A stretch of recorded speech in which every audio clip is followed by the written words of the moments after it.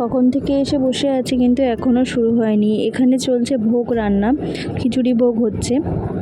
এই ভোগটা না সবাই বাড়ি থেকে যে যা জিনিস দেয় সেই দিয়েই রান্না হয়। খিচুড়ি ভোগ আর লাবড়ার তরকারি হয়। আর এই যে ঝাড়বাতিগুলো লাগানো হয়েছে ওপরে। পুবলু ব্লগসের আরেকটি ব্লগে আপনাদের অনেক অনেক অনেক স্বাগত। আমি সুস্মিতা। আপনারা সবাই কেমন আছেন? আমি ভালো আছি।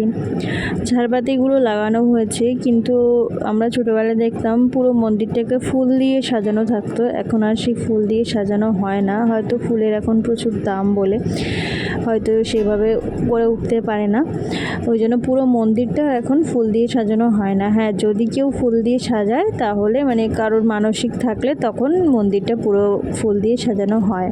এই যে ফুলগুলো দিয়ে গেল, এটা ফুলের মানে যখন গান হবে তখন ঠাকুরকে ফুলটা দিতে হয়, বা আমাদের সবার মাথাও ফুল দেওয়া হয়। এইগুলোই হচ্ছে মজা। মানে আমাদের কীর্তন এখানে হয়, তার সাথে সাথে এই মজাগুলো হয় খুব, ওই জন্যই এখানে আসা।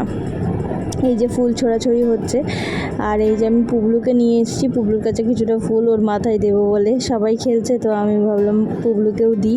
ফুলের হোলি মতো খেলা হয়। আর এখানে সবজি অনেক বেঁচে গেছে, এগুলো যারা দায়িত্বে আছে পুজোর তারা নিয়ে নেবে ভাগ করে। আর এখানে হয়েছে খিচুড়ি রান্না, এখনও রান্না চলছে।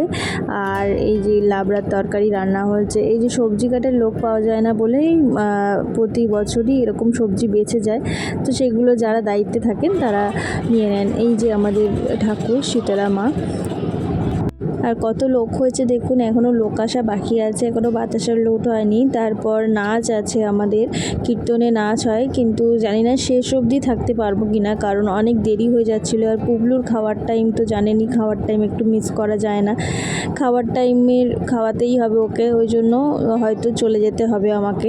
পুবলু সবাইকে দেখে খুব মজা পাচ্ছিলো। আর এই যে খিচুড়ি রান্না হচ্ছে, এই যে খিচুড়ি এখনও নিয়ে যাওয়া হচ্ছে, এখনও কিন্তু রান্না চলছে। ওই যে তরকারি বসানো হয়েছে, আর এই যে একটা গামলার তরকারি রয়েছে।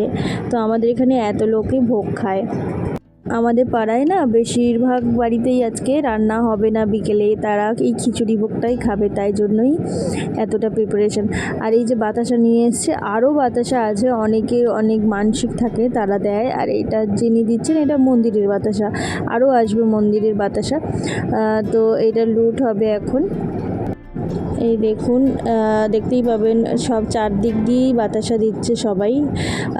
তো শুধু এই গামলাটা নয়, অনেকেই দিচ্ছে এদিক ওদিক থেকে বাতাসা।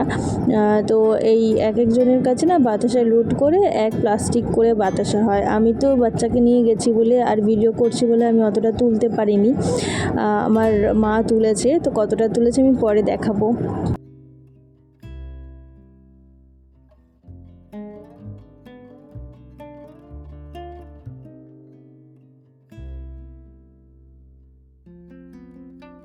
এই যে বললাম না শেষ পর্যন্ত থাকতে পারবো কি না ঠিক নেই, তাই এই যে চলে এসেছি বাইরেটা। পুবলু থাকছিল না, তারপরও খিদেও পেয়ে গেছে। ওই যে মুখে আঙুল দিচ্ছে, বারবার মুখে হাত দিচ্ছে, তার মানে ওর খিদে পেয়েছে। মুড়ি আর বিস্কুট এনেছিলাম, অল্প খাইয়েছিলাম, কিন্তু ও আর খেতে চাইছে না মুড়ি বিস্কুটটা, ওর খিদে পেয়ে গেছে। তো আমাকে এবার বাড়ি যেতে হবে। আমি যেটা আগের থেকে ভেবে রাখি সেটা কখনোই ঠিক হয় না, মানে সেটা সফল হয় না আমি যেটা ভাবি। তো আমি ভেবেছিলাম যে শেষ পর্যন্ত থাকবো, মজা হবে, কিন্তু সেটা হলো না। আর এই যে বাতাসা কুড়িয়েছিলাম, বাতাসা মা কুড়িয়েছিল রয়েছে। আর এইটা সেবা যে দেওয়া হয়েছিল সে হরির প্রসাদ, এটা হচ্ছে কাঁচা মালসার। এর টেস্ট কিন্তু খুবই ভালো হয়, আমাদের এখানকার প্রসাদের নাম আছে অনেক, খেতে খুব সুস্বাদু হয়। তো যাই হোক, আজকে এই পর্যন্তই ব্লগটা, শেষ পর্যন্ত তো আর থাকা হলো না। তো লাইক শেয়ার কমেন্ট করে দেবেন আর সাবস্ক্রাইব করতে কিন্তু ভুলবেন না। আবার দেখা হচ্ছে নতুন কোনো ভিডিওতে।